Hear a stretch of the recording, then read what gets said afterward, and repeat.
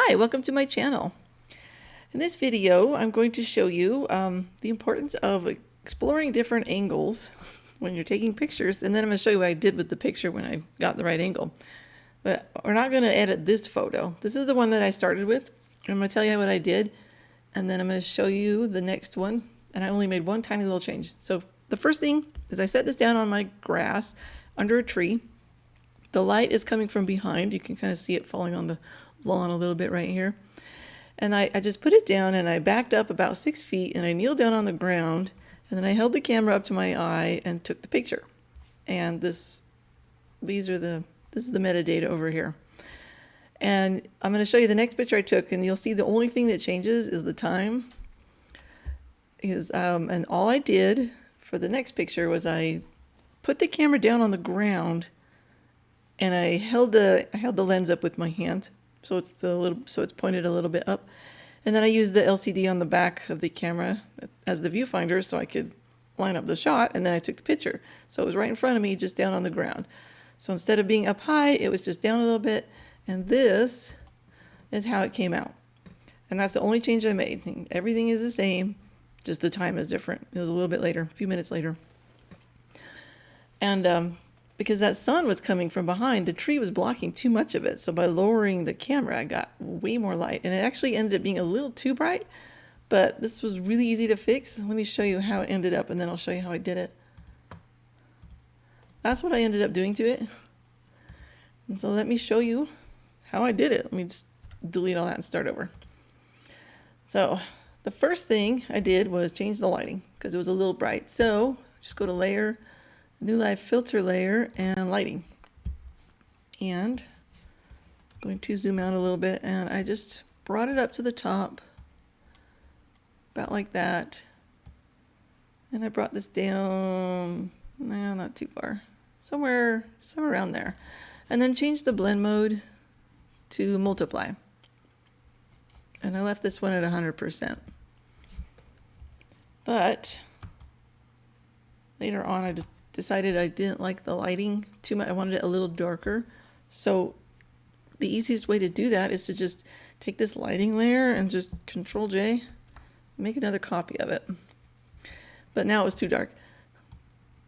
So you just bring it all the way down to 0 and then start going up a little bit until you get it the way you want.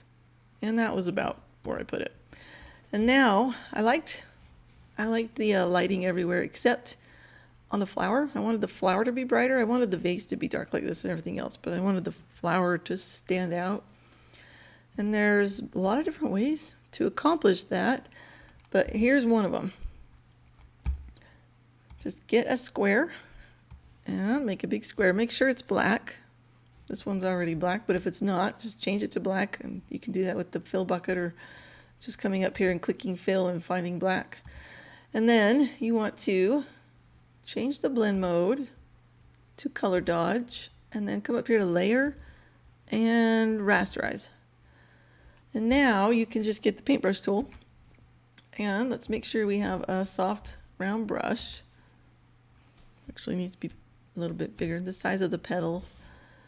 And we want to make sure we have white paint.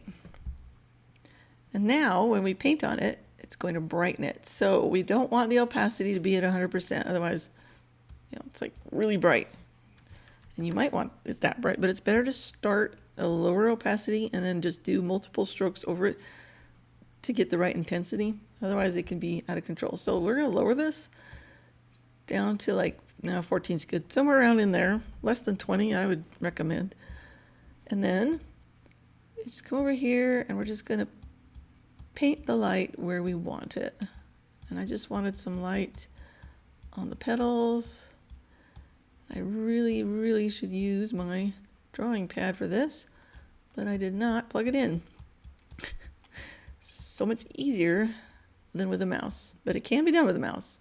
It's just not as easy. So just paint where you want the light. And you go over, the more you go over it, the brighter it's going to get. See? And up here, I noticed when I painted up here, it brought out these little spiky things. And I like that. I thought that looked pretty good. So, and maybe a little up here, not too much on the orange. Oh my goodness, too much clicking. Okay. I'm going to make it a little bigger and go over it a few more times here. All right. See, then you can get really precise brightening. That way the petals can have a little character to them. They can have a little shade on, a little bit bright. And you don't want to just brighten the whole thing. You want to give it character. Make it look good. All right. And then once I got that all brightened up, I wanted to change the color. So I could have gone over here and done a white balance, which I actually did, but I didn't really like how it looked very much. So I ended up, file, place, and then I ended up, I hate it when it does that. I ended up using one of these. I made these the other day, and I put them up on my website. You can get them there if you want. But I was trying to find the right light, and I couldn't, so I made a whole bunch for a picture that I was doing. But I used this one for this picture. And just kind of brought it over and stretched it across so it covers the whole thing. And then I changed it to soft light and lowered the opacity just a little. And then bring it down below. There you go. Bring it below the little color dodging that you did. That way this is on top and it stands out more.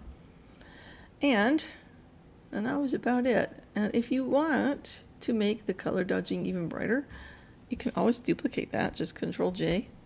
Now it's too bright. But then lower the opacity, and then you can just raise it up however much you want. That's a quick way to just brighten the whole thing that you've already done instead of going over it a million times. We'll leave it at that. And then I think I wanted the sides a little darker, so I could just come down to the second lighting. Whoops, I didn't do that. The second lighting layer that I made and just raise the opacity to that. There, that makes it a little darker and brightens that up.